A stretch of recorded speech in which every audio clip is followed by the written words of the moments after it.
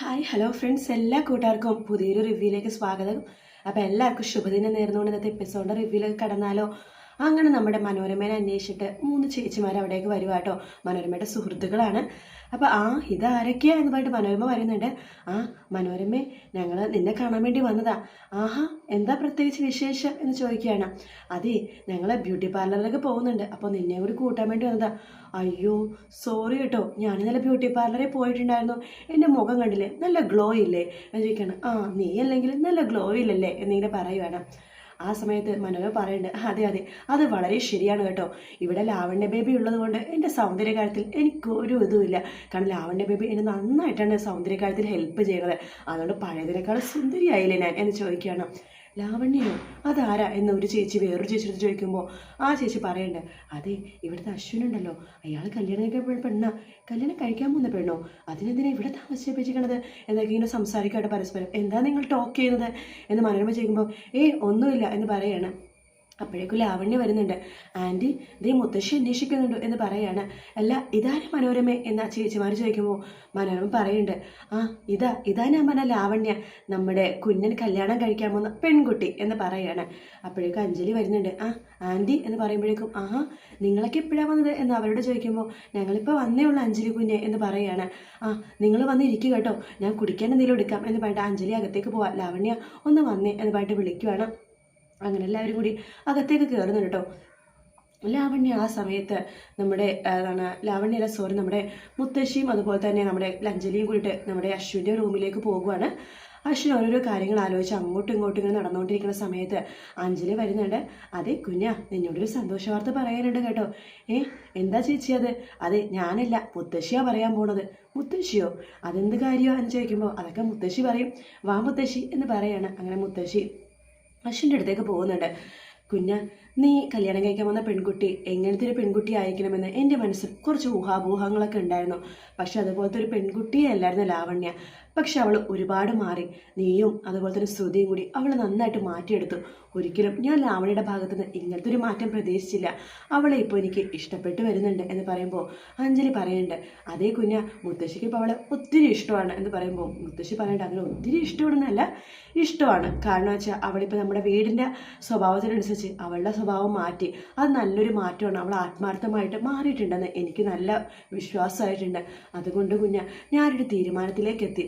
നിങ്ങളുടെ വിവാഹം എത്രയും പെട്ടെന്ന് തന്നെ നടത്തണം എന്ന് പറയുമ്പോൾ അശ്വിനാകെ നെട്ടുവാട്ടോ. വിവാഹമോ? അതേ, വിവാഹം. നീ എന്താ അതിനെക്കുറിച്ച് ഇതിനു മുമ്പ് കേട്ടിട്ടില്ലേ? സോറി മുത്തശ്ശി ലാവണ്യനെ ഇഷ്ടപ്പെട്ട് തുടങ്ങി എന്നുള്ളതൊക്കെ എനിക്ക് സന്തോഷമുള്ള കാര്യം തന്നെയാണ്. പക്ഷെ വിവാഹം അത് എനിക്ക് ഇഷ്ടമല്ല. പിന്നെ നിനക്ക് എന്താ ഇഷ്ടം? അവളെ ജീവിതകാലം മുഴുവൻ ഒരു സുഹൃത്തായിട്ട് മാത്രം വെക്കാനാണോ? അതോ എന്നെ കൊണ്ടൊന്നും പറയിപ്പിക്കേണ്ട നീ എന്ന് പറയാണ്. മുത്തശ്ശി, വിവാഹത്തോട് എനിക്ക് താല്പര്യമില്ല. അതുകൊണ്ട് എന്ത് വേണമെന്ന് നീ പറയണത്? നോക്ക്, വിവാഹം കഴിക്കാനാണെന്നുണ്ടെങ്കിൽ ഞാൻ പൂർണ്ണ സമ്മതമാണ്. അല്ലെങ്കിൽ കുഞ്ഞ, നിനക്ക് എന്തായാലും തീരുമാനിക്കാം. ഞാനിതിൽ ഒന്നിനും ഇടപെടുന്നില്ല എന്ന് പറഞ്ഞിട്ട് മുത്തശ്ശി ദേഷ്യത്തോടു കൂടി തന്നെ അവിടെ നിന്ന് ഇറങ്ങി പോകുക. അശ്വിൻ്റെ മുഖമൊക്കെ ആകെ മാറുന്നുണ്ട്. അശ്വിൻ തേരാപ്പാര അങ്ങനെ വീണ്ടും നടന്നുകൊണ്ടിരിക്കുകയാണ്. അതിനുശേഷം കാണിക്കുന്നത് ശ്രുതിനെയാണ് കേട്ടോ. ശ്രുതി വിളക്കൊക്കെ എടുത്തിട്ട് മുകളിലേക്ക് പോകുവാണ്. അതിനുശേഷം കോലം വരച്ചതിൻ്റെ ഓരോ കോണിലായിട്ട് വിളക്കുകൾ നിരത്തുന്നുണ്ട്. എന്നിട്ട് അപ്പോഴേക്കും ലാവണ്യ വരുന്നുണ്ട്. അല്ല ശ്രുതി ലക്ഷ്മി, വിളക്ക് വെക്കാൻ ഇനി ഒത്തിരി സമയമുണ്ടല്ലോ, നീ എന്താ ഇപ്പം തന്നെ വിളക്കൊക്കെ നിരത്തിയത് എന്ന് ചോദിക്കുമ്പോൾ അതേ മേഡം, സമയമുണ്ട്, ശരി തന്നെ. പക്ഷെ ഇതിലെല്ലാത്തിലും എണ്ണ ഒഴിച്ച് തിരി വെക്കുമ്പോഴേക്കും സമയമൊക്കെ ആയിക്കോളും എന്ന് പറയാണ്. ആ സമയത്ത് ശ്രുതിക്ക് ശ്വാസം പെട്ടെന്ന് ഇങ്ങനെ ഒരുപാട് ഇങ്ങനെ വരുന്ന പോലെ, അതായത് നെഞ്ചിടിപ്പ് കൂടുന്ന പോലെ ശ്രുതിക്ക് മനസ്സിലായി അശ്വിൻ അവിടെ എവിടെയോ വന്നിട്ടുണ്ടെന്ന്. അങ്ങനെ ശ്രുതിയുടെ തൊട്ടു പുറകിൽ അശ്വിൻ നിൽക്കുക കേട്ടോ. ആ സമയത്ത് ലാവണ്യ പറയുന്നുണ്ട്, സർ നീ വന്നോ? നോക്കിക്കേ, ശ്രുതി എന്ത് മനോഹരമായിട്ട് ഇവിടെയൊക്കെ ഒരുക്കിയെന്ന്, നല്ല രസമുണ്ടല്ലേ? സർ നോക്കിക്കേ, ഈ ചുറ്റുവിളക്കിൻ്റെ ഉള്ളിൽ അവൾ നിൽക്കണ കാണുമ്പോൾ ഒരു ദേവിയെ പോലെയുണ്ട് അല്ലേ സർ എന്ന് പറയാണ്. അങ്ങനെ നമ്മുടെ അശ്വിനാണെങ്കിൽ ശ്രുതിയുടെ മുഖത്തേക്ക് ഇങ്ങനെ നോക്കാൻ പോകുമ്പോൾ ശ്രുതി ഇങ്ങനെ തിരിഞ്ഞിരിക്കുക കേട്ടോ. അശ്വിനെ ശ്രുതിയുടെ മുഖം നോക്കാൻ പറ്റുന്നില്ല. ആ സമയത്താണ് ഉള്ളിൽ നിന്നിട്ട് ലാവണ്യയുടെ ഫോൺ ബെല്ലടിക്കുന്നുണ്ട്. അതെ സർ, എൻ്റെ ഫോൺ ബെല്ലടിക്കുന്നുണ്ട്. ശ്രുതി, നീ ഇങ്ങനെ ഇതിൻ്റെ പുറത്തേക്ക് ഇറങ്ങും, ഒരു കാര്യം ചെയ്യാം സർ, അവളൊന്ന് പുറത്തേക്ക് ഇറങ്ങാൻ ഹെൽപ്പ് ചെയ്യണേ, ഞാൻ ഫോൺ എടുത്തിട്ട് ഇപ്പോൾ വരാൻ കേട്ടോ എന്ന് പറഞ്ഞിട്ട് ലാവണ്യ അകത്തേക്ക് കയറി പോകുക കേട്ടോ. ആ സമയം നമ്മുടെ ശ്രുതി പതുക്കെ അവിടെ നിന്ന് എഴുന്നേൽക്കുന്നുണ്ട്, ഒന്ന് തിരിഞ്ഞു നോക്കുന്നുണ്ട്. അപ്പോഴാണ് അശ്വിൻ ശ്രുതിനെ കാണുന്നത്. ശ്രുതിനെ കാണുന്ന അശ്വിൻ ആകെ ഒന്ന് ഞെട്ടിപ്പോകുകയായിട്ട്. ശ്രുതി വളരെ സുന്ദരിയായിട്ട് തന്നെയുണ്ട്. അങ്ങനെ ശ്രുതി പതുക്കെ അവിടെ നിന്ന് ഇങ്ങനെ ഇറങ്ങാൻ വേണ്ടി ശ്രമിക്കുന്നുണ്ട്. ആ സമയത്ത് ശ്രുതിക്ക് ഇറങ്ങാൻ പറ്റുന്നില്ല. ശ്രുതി പതുക്കെ കോലത്തിൽ ചവിട്ടാനും പാടില്ല, വിളക്കിൽ ചവിട്ടാനും പാടില്ല. ആകെ ചെറിയ സ്പേസേ ഉള്ളൂ. സാരി എടുത്തുകൊണ്ട് ശ്രുതിക്ക് ആ സാരി എടുത്തുകൊണ്ട് അതിലെ കൂടി ഇറങ്ങാൻ പറ്റുന്നില്ല. ശ്രുതി പതുക്കെ ഇറങ്ങാൻ വേണ്ടി നോക്കുന്നുണ്ട്. കൈ ഇങ്ങനെ എത്തിക്കുന്നുണ്ടെങ്കിലും അശ്വിന് ആദ്യം ഒന്നും കൈ പിടിക്കില്ല കേട്ടോ. പിന്നീട് ശ്രുതി വീണ്ടും കൈ ഇങ്ങനെ എത്തിച്ചിട്ട് ഇങ്ങനെ നടക്കാൻ വേണ്ടി നോക്കുമ്പോഴേക്കും അശ്വിനെ മനസ്സിലായി ശ്രുതിക്ക് അതിൽ നിന്ന് ഇറങ്ങാൻ വളരെ ബുദ്ധിമുട്ടാണെന്ന്. അതുകൊണ്ട് തന്നെ അശ്വിൻ്റെ കൈ ഇങ്ങനെ വെക്കുവാണ്. ആ സമയത്ത് ശ്രുതി അശ്വിൻ്റെ മുകളിലേക്ക് ഇങ്ങനെ കൈ പിടിക്കുന്നുണ്ട്. ആ സമയത്ത് അശ്വിൻ ശ്രുതിയുടെ കയ്യിലേക്ക് ഇങ്ങനെ ചേർത്ത് പിടിക്കുക കേട്ടോ. അങ്ങനെ ശ്രുതിനെ പതുക്കെ പതുക്കെ ആ വിളക്കിൻ്റെ സൈഡിൽ നിന്ന് ഇങ്ങനെ കൊണ്ടുവരുവാണ്. പെട്ടെന്ന് തന്നെ വലിച്ചിങ്ങനെ എടുക്കുമ്പോഴേക്കും ശ്രുതി പെട്ടെന്ന് അശ്വിനെ നെഞ്ചിലേക്ക് ഇങ്ങനെ വീഴുവാട്ടോ. കുറച്ചു നേരം അവർ പരസ്പരം മുഖത്തോട് മുഖം നോക്കിയിരിക്കുന്നുണ്ട്. കണ്ണുകളിലേക്ക് നോക്കിക്കൊണ്ടിരിക്കുകയാണ്.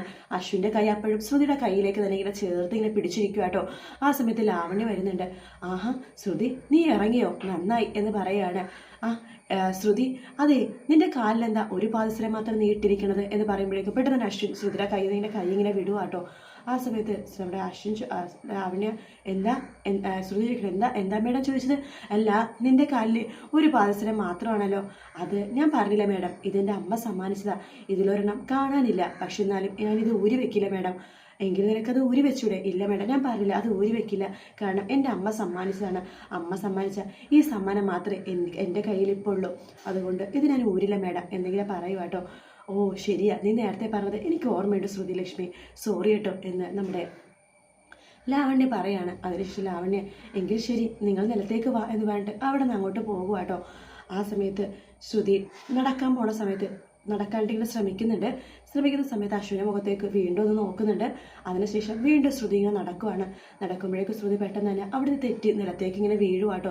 നിലത്തേക്ക് വീഴുമ്പോഴേക്കും ശ്രുതിയുടെ കാലൊന്ന് ഒടുങ്ങുന്നുണ്ട്. അയ്യോ അമ്മേ എന്ന് പറഞ്ഞിട്ട് ശ്രുതി പെട്ടെന്ന് നിലവിളിക്കുവാണ്. അയ്യോ, കാല് നല്ല വേദന ഉള്ളതുകൊണ്ട് ശ്രുതി കാലിങ്ങനെ വേദന എടുത്തിട്ടിങ്ങനെ ആന്ന് പറഞ്ഞിട്ട് ഇങ്ങനെ ആകെ നിലത്തിങ്ങനെ മറിഞ്ഞ് കിടക്കുവാട്ടോ. ശ്രുതിക്ക് എഴുന്നേൽക്കാൻ പറ്റുന്നില്ല.